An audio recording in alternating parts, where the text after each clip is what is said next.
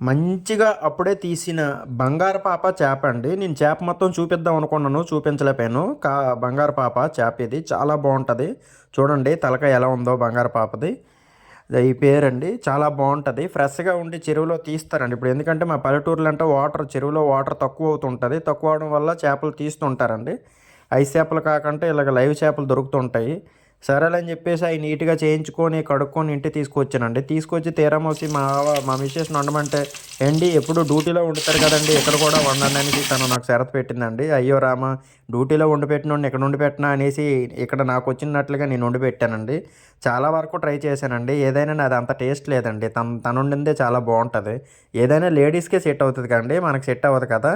అలా ఎవరైనా ఇంట్లో మీరు వండి పెట్టి మీ మిసెస్ వాళ్ళకి ఎవరైనా పెట్టినోళ్ళుంటే కామెంట్ పెట్టండి.